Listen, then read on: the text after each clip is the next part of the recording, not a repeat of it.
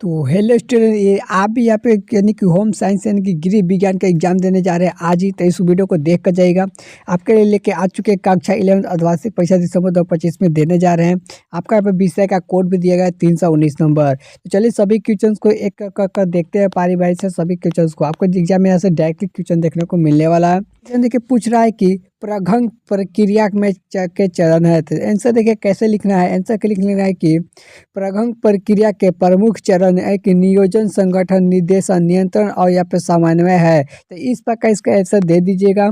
उसके बाद चलिए क्वेश्चन नंबर 2 का आंसर देखिए हम लोग किस प्रकार। क्वेश्चन नंबर 2 में देखिए पूछा जा रहा है कि रंगों का योजना के प्रकार है। तो आंसर देखिए किस प्रकार लिखेंगे कि यानी कि रंग योजना के मुख्य 4 प्रकार की होती है। यानी कि पहला जो है देखिए लिखा गया कि मोनोक्रोमेटिक एंगल रंग, फिर अगला है कि एनालॉग का समान रंग, अगला है कि कॉम्प्लीमेंट्री यानी पूरक रंग, और यहाँ पे चौथा में है कि यहाँ पे ड्राइटिक त्रिकोणीय रंग। ठीक है, इस प्रकार इसका आंसर दे दीजिएगा।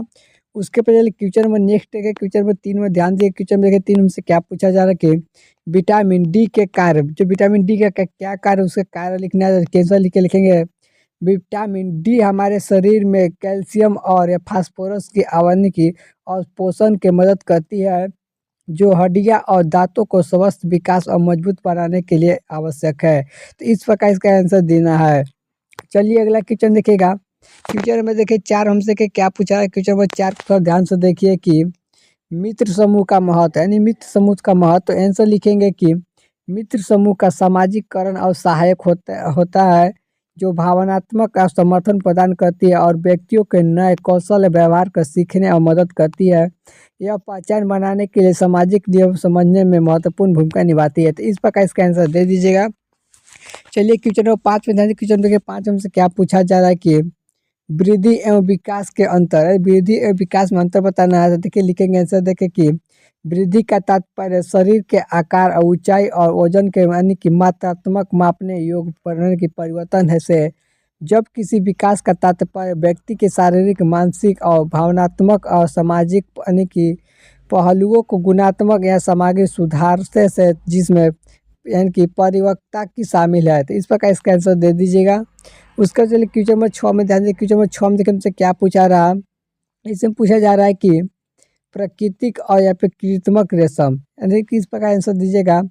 प्राकृतिक रेशम और या होते हैं जो पौधे जैसे कपास, सूत, जानवरों को जैसे ऊन, रेशम से प्राप्त होते हैं, जबकि कृत्रिमक रेशम मानव निर्मित होते हैं, जो रासायनिक प्रक्रिया जैसे नारियल रेनाय के द्वारा बनाए जाते हैं।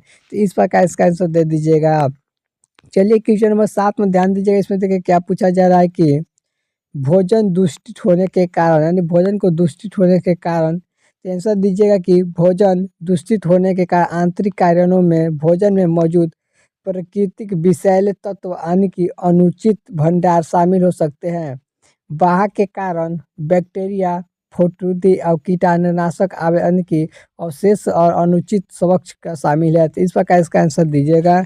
चलिए अगला क्वेश्चन देखिए। क्वेश्चन देखिए 8 हमसे क्या पूछा जा रहा है कि गरीबी रेखा। ठीक है, आंसर दीजिएगा कि गरीबी रेखा आय यानी कि वह न्यूनतम स्तर जिसे किसी विशेष क्षेत्र के जीवन यापन के लिए आवश्यक माना जाता है। इससे नीचे वजन में मापे गए यानी लोगों को गरीब माना जाता है। तो इसका आंसर इस प्रकार दे दीजिएगा।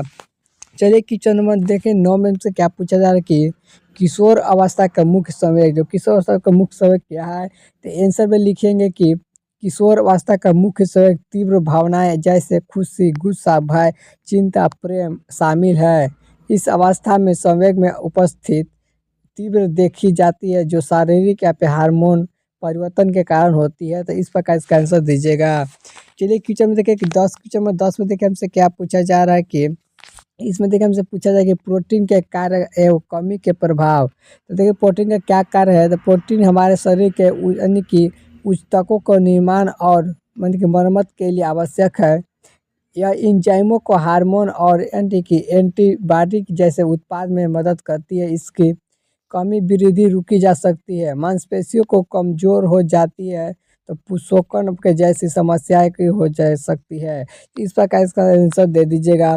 तो आपको मैं सर यहाँ पे टोटल 10 क्वेश्चन बता 10 क्वेश्चन में आपको बहुत सारे डायरेक्टली एग्जाम में देखने को मिलेंगे। तो वीडियो पसंद आए तो वीडियो को लाइक कीजिए, चैनल पर सब्सक्राइब कर लीजिएगा। यदि बिहार बोर्ड 2026 में एग्जाम देने वाले थे, यदि आप बिहार बोर्ड यहाँ पे 2026 में एग्जाम देने वाले हैं तो इस चैनल को सब्सक्राइब कर रख लीजिएगा। तब तक मिलते हैं नेक्स्ट वीडियो के साथ।